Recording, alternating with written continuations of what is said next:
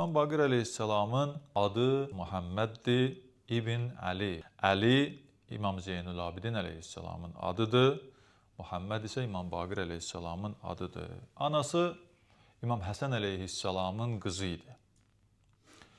Təbii ki, İmam Baqir əleyhissalam o imamlardandır ki, həm ana tərəfdən, həm ata tərəfdən Həzrəti Əli əleyhissalama birbaşa çatır. Yəni, anası da Əli əleyhissalamın övladıdır, yəni nəvəsidir.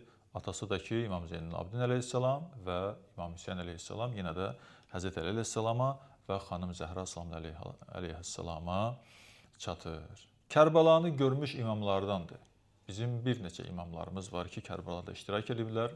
İmam Hüseyin əleyhissalam başda olmaqla İmam Zeynul Abidin əleyhissalam və İmam Baqir əleyhissalam 4 yaşında Kərbəla müsibətində, Kərbəla çölündə, Aşura günündə iştirak edən imamlardan idi. Yəni, Kərbəla hadisəsini nəql eləyənlərdən biri də, yəni canlı şahidi olub nəql eləyənlərdən biri də kimdir?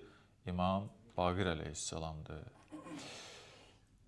İmamlarımızdan əsas mühüm məsələlərdən biri budur ki, biz nümunə və örnəklər götürməliyik. Baxın, İmam Baqir əleyhissalamın əxlaqi keyfiyyətləri barədə tarix yazır, rəvayətlər qeyd edirlər. Bir neçə əxlaqi keyfiyyətlərindən qeyd edəcəm inşallah. İmam Baqir əleyhissalam barədə buyururlar ki, səbir və dözüm bu insanda pik nöqtədə idi. Yəni, İmam Baqir əleyhissalam insanlara səbir nümunəsi idi. Səbir bu mənadadır ki, müsibətlər qarşısında, bəlalar, çətinliklər qarşısında səbir deyilir. İmam Baqir əleyhissalam baxmayaraq ki, o çətinlikləri, o müsibətləri, Kərbəla hadisəsini və yaxınlarının başına gələn müsibət və çətinlikləri görmüşdü. Amma bütün bunlar qarşısında Allaha təvəkkül edib, şükür edib və səbir edən insanlardan idi. İkinci mühüm nöqtələrdən biri, əxlaqi keyfiyyətlərdən biri İmam Baqir əleyhissalamda səxavət və yoxsulları unutmamaq xüsusiyyəti idi.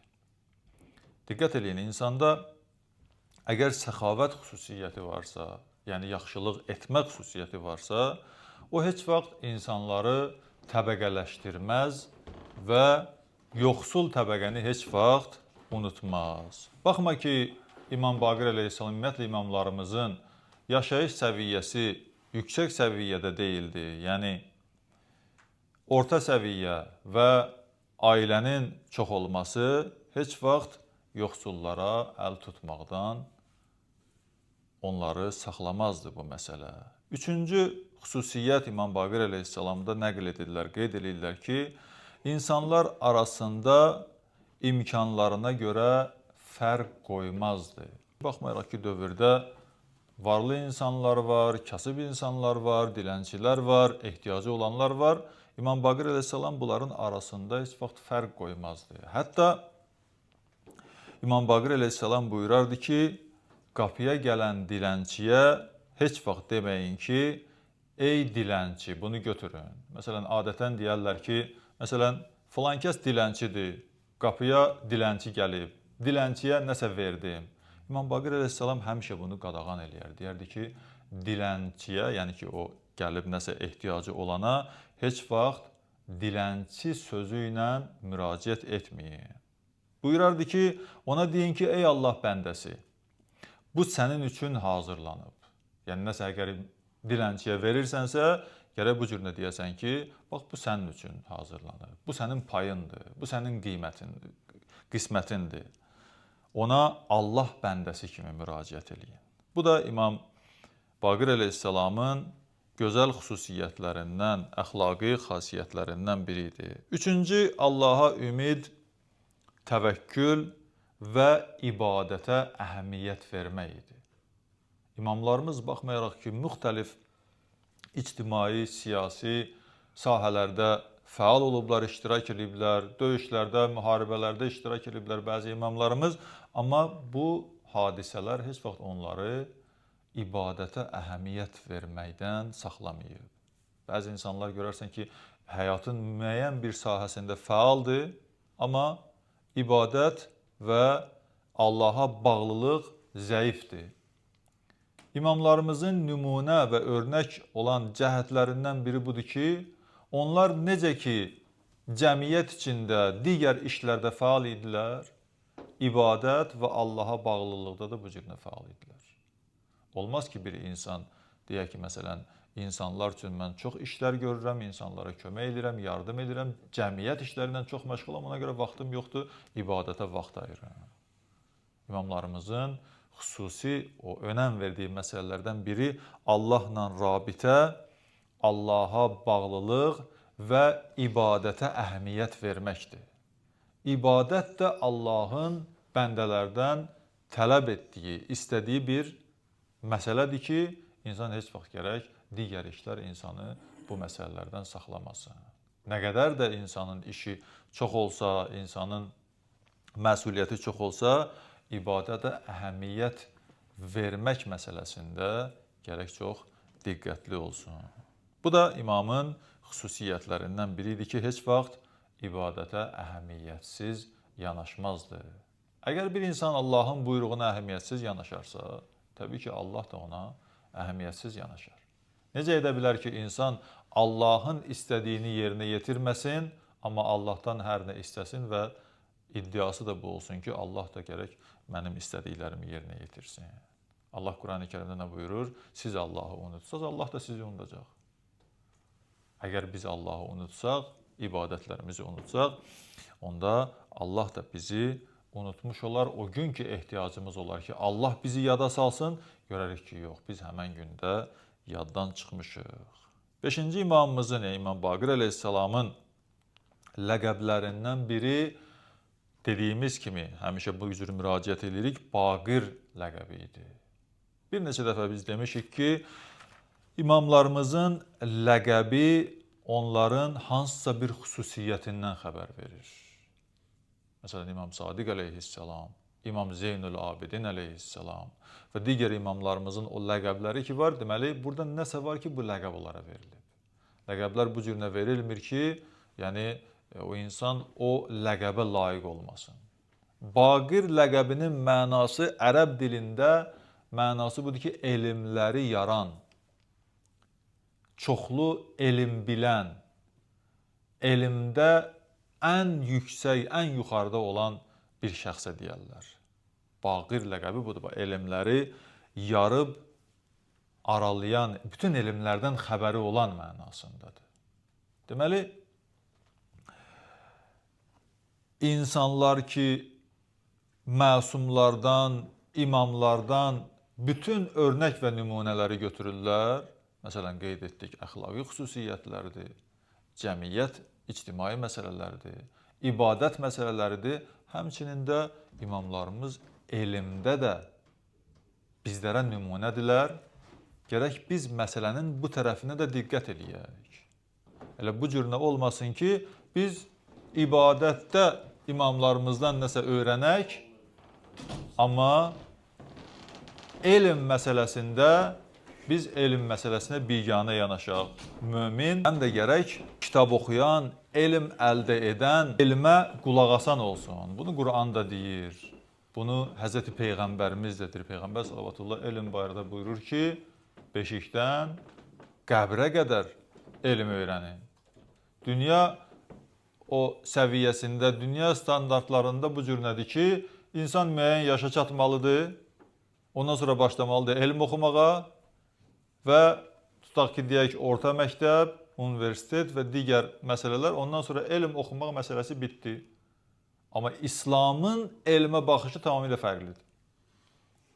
İslamın elmə baxışı beşikdən qəbrə qədər öyrənməkdir, dünya standartlarında müəyyən yaşa qədər öyrənməkdir. İslamın üstünlüyü bundadır ya. İmamlarımızın bizlərə, Peyğəmbərimizin bizlərə nümunə olması bundadır ki, insan nə qədər də yaş eləsə, nə qədər də müəyyən bir həyat tərzi sürsə, gərək kitabdan, kitab oxumaqdan, elmə qulaq asmaqdan, xutbəyə, moizəyə qulaq asmaqdan, elmi söhbətlərə qulaq asmaqdan gərək neynəsin? Gərək heç vaxt uzaq qalmasın. Kör-körana ibadəti Allah Taala bəyənmir. Bilmədən hər bir şeyə yanaşmağı Allah Taala bəyənmir. Bəzən elmsizlik insanı hətta itaatsiz eləyir.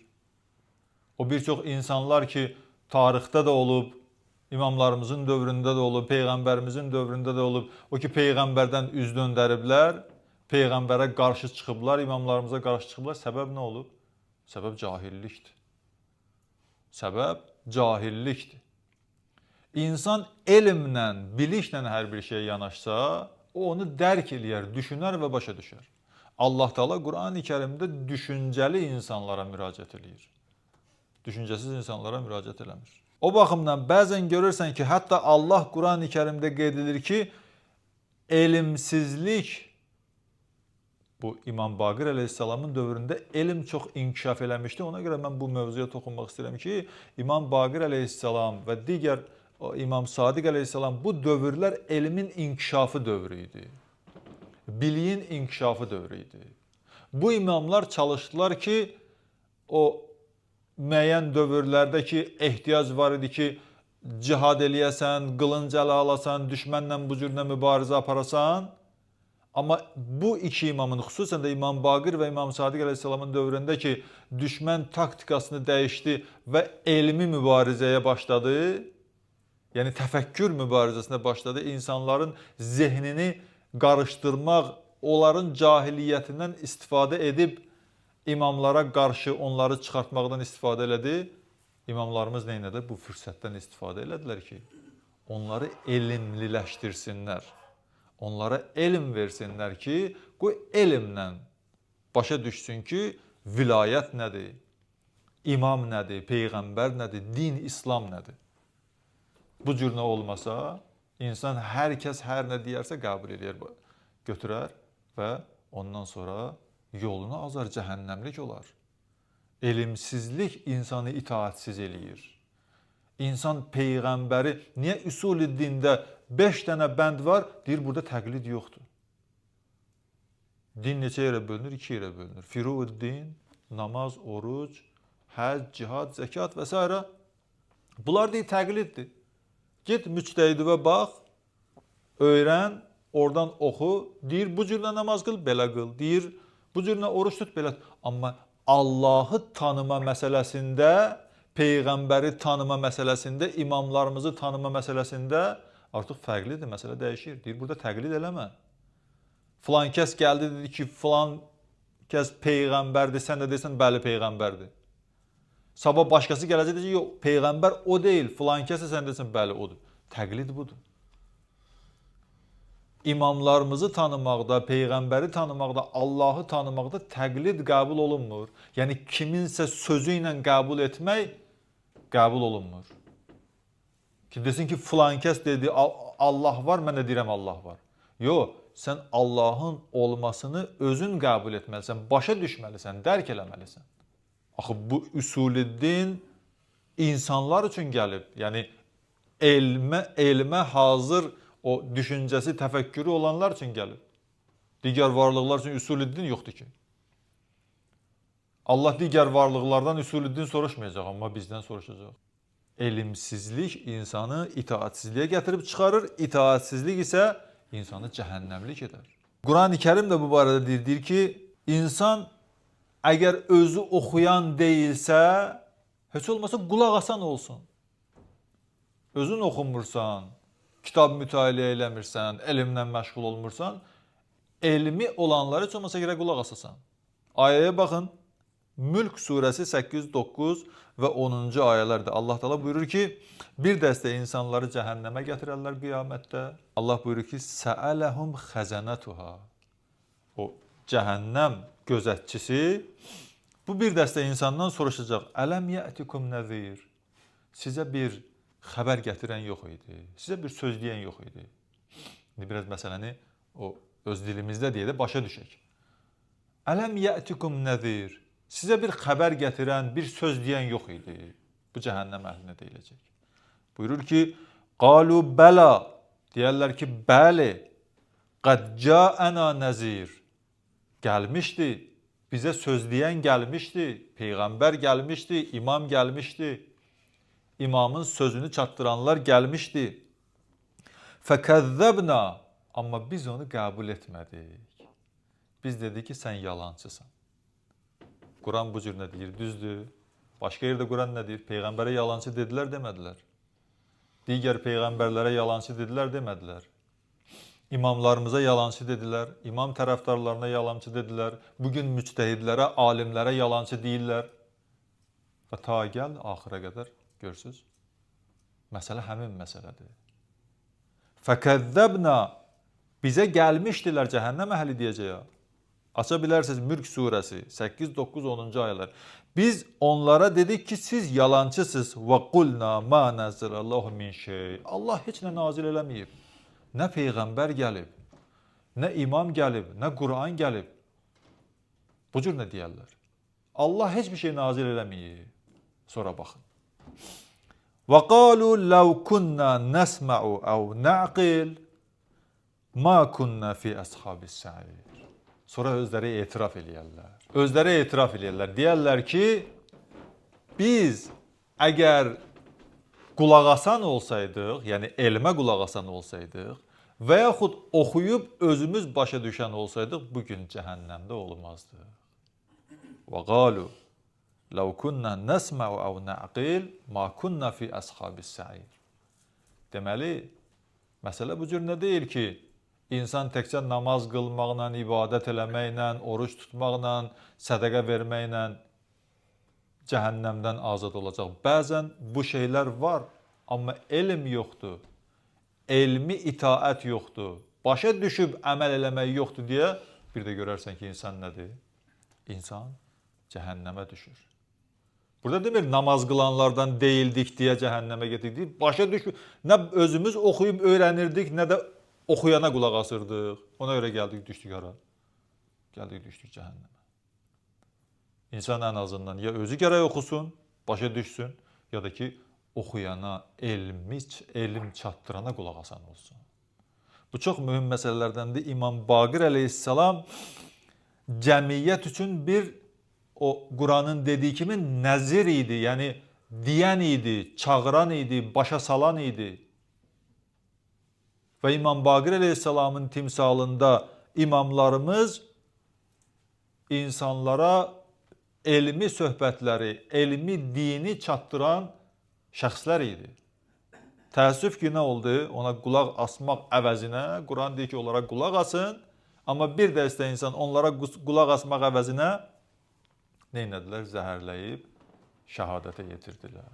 İmam Baqir əleyhissalamı və digər imamları kimlər özlərinə İslam xəlifəsi deyən. Baxın, çox dəhşətlidir ki, bir insan deyək ki, məsələn, biz deyirik imamdır. Amma onlar ən azından imam demirlər, ən azından mömindir. İki tərəfli ata və ana tərəfindən peyğəmbərə yetişəndir. Və təbliğatı da elm təbliğatıdır. Belə bir insana qulaq asmaq əvəzinə, hələ qulaq asmaq qalsın bir qırağa, hətta neynirlər? Zəhərləyirlər və qətlə yetirirlər. Niyə? Çünki elmin düşmənləridir. İnsanları cahil saxlamaqla özlərinə itaət elətdirmək istəyənlərdir. Bugün də bu cür nədir? Bugün də həmən İmam Baqir əleyhissalam və bir neçə imamımızın o hələ qəbri əsarətdədir. O ziyarət eləməyə qoymurlar. Niyə? Çünki bir şəxsi sən ziyarət edirsənsə, onun barəsində məlumat almaq istəyirsən. Adətən ziyarətlərə gedəndə, indi bəzi əksər insanlar məsələn çox da dərindən tanımırlar da. İmamlarımız məşhurdur. Məsələn, Məşəd ziyarətinə İmam Rıza əleyhissalamdır. Və yaxud Kərbəla ziyarətinə İmam Hüseyn əleyhissalamdır. Həzrət Əbəlfəz ağadır. Amma o kənar ziyarətlər ki, məsələn, səhabə, filan Kərbəla iştirakçısı, filan Peyğəmbərin səhabəsi, imamın yaxını insanı aparırlar o ziyarətə. Gedirsən o ziyarətə çatanda dərhal sual verirsən. Deyirsən ki, bu kimin ziyarətidir? Axı bu dəstə başçı ki, səni gətirib ziyarətə, dərhal sual verirsən ki, bu kimin ziyarətidir? O da başlayır sənə məlumat, bu filan kəs olub, filan cür elmi olub, filan cür təqvası, filan cür imanı olub. Yəni bir yeri, bir şəxsin qəbrini, məzarını, ona aid olan bir şeyi ziyarət eləyəndə, istər-istəməz onun barəsində məlumat istəyirsən. Bu düşmənlər bu ziyarəti qadağan eləməklə niyyət budur. Məqsəd budur ki, bu şəxs unudulsun. Bu şəxsin şəxsiyyəti, təfəkkürü, elmi, insanlar bu barədə məlumat toplamasınlar. Onun həyat tərzi, onun gözəl əxlaq tərzi, onun insanlarla davranış tərzi nə olsun? İnsanlar o barədə məlumat toplamasınlar. Bugün gedin, baxın, həccə gedənlər bilirlər. Yaxınlaşmaq olmur qəbrə. Bəqi qəbristanlığına yaxınlaşmaq olmur. Qəbristanlığı saatla açırlar. Neçə saat gedib ziyarət edə bilərsən. Səhər filan saat, axşam filan saat. Səbəb niyə? Səbəb budur. Səbəb budur ki, onlar barədə məlumat, 4 dənə imamımız var da orada. İmam Baqir əleyhissalam daxil olmaqla, İmam Həsən əleyhissalam, İmam Zeynəb əleyhissalam və İmam Sadiq əleyhissalam. Allahın salamı olsun onlara. Baxın, bu cür nədir? Məsələ ki, onlar barədə həmən ölkədə görərsən ki, heç bir məlumat yoxdur. Nə adlarına bir küçə var, nə adlarına bir məscid var, nə adlarına bir hər hansı bir yerdə qeyd olunur. Məqsəd insanları bu cür şəxsiyyətlərdən məhrum etməkdir. Amma bunun müqabilində görərsən ki, elə insanları müdafiə edərlər, dəyər verərlər, onları təbliğ edərlər, onları qonaq edərlər, əllərini sıxarlar. Onlar bugün və tarix boyu həmişə müsəlmanın, möminin qatili olub, İslamın düşməni olub. İmam Baqir əleyhissalamın qəbri Səudiyyə Ərəbistanda yerləşir, Mədinədə. Baxın, bu yaxınlarda ərəb ölkələrinin, bu son illərdə ərəb ölkələrinin vəziyyətinə baxın. Düşmənlərlə, İslam düşmənləri ilə qurduğu münasibətləri zərrə qədər müsəlmanlarla, məzlumlarla qurmazlar. Hətta düşmənə kömək eləyərlər ki, müsəlmanlara zərbə vursunlar. Bu çox dəhşətlidir, həqiqətən. Bu yaxınlarda yəqin ki, mətbuatda siz də görmüşdünüz. Ərəb ölkələrinə Trump bir səyahət elədi, bir səfər elədi. Hamımız gördük. Həqiqətən bu deyiləsi sözlərdir ya. Hamımız gördük ki, bu özlərinə müsəlman deyib ərəb ölkələri bu şəxsiyyətsizi necə qəbul edilər? Necə qarşıladılar və necə onu insanlara təqdim elədilər? Bu çox dəhşətdir. Baxmayaraq ki, bu insanın Qəzzada, Fələstində illərlə, əli nə qədər minlərlə müsəlman körpəsinin qanına batıb. Hətta mətbuatda yazdılar. Qətər əmiri, Qətər kralı 400 milyon dollarlıq bir təyyarə Trumpa hədiyyə elədi. Həqiqətən adam bunu eşidəndə dəhşətə gəlir ki, xain ərəb şeyxləri, o kralları belə bir şəxsə bu qədər milyonlarla dollar xərcləyirlər. Qəzzada müsəlman körpə uşaqları acından ölür. Sözün əsl mənasında ya. Bir var, bəzi insanlar görəsən deyirlər ki, məsələn, acdır, aclığı var, amma hələ ölmür, amma deyir, acından ölürəm. Bir var ki, Qəzza uşaqları, Fələstin uşaqları sözün əsl mənasında acından ölürlər. Dünyadan köçürlər. Susuzluqdan çirkab su içirlər. Amma bəzi müsəlman şəxslər, müsəlman ölkələri nə edirlər? Milyonlarla dollarları nəinki başqalarına, elə onların qatillərinə xərcləyirlər. Onların qatillərinə xərcləyirlər. Və onlarla mübarizə aparan o qəhrəman Yəmən xalqı ilə müharibə edirlər Səudiyyə Ərəbistanı. Həqiqətən bu çox dəhşətlidir. Bunlar xain müsəlman ölkələri, həqiqətən o Siyonist yəhudilər ki, Qəzzada qırğın törədirlər, Fələstində qırğın törədirlər, müxtəlif yerlərdə qırğın müsəlmanın qanını tökürlər. İndi bu müsəlmanlar onların qanına, onların qətlində şərikdirlər, yoxsa yox? Quran məntiqi ilə hesablasaq görərik ki, həqiqətən də onlar şərikdirlər. Niyə? Çünki Qurani Kərim Salih Peyğəmbərin dəvəsini öldürən, kəsən bir insan idi. Quran deyir ki, onlar kəsdilər. Cəm deyir. Çünki o kəsənlə həmfikir olanlar var idi. Bir insan zülm eləyirsə, onunla həmfikirlər varsa, deməli o da o zülmdə şərikdir. Allah Teala bizləri heç vaxt zalımın və zülmün şəriki etməsin inşallah. Allah Teala bizləri həmişə məzlumların yanında qərar versin inşallah.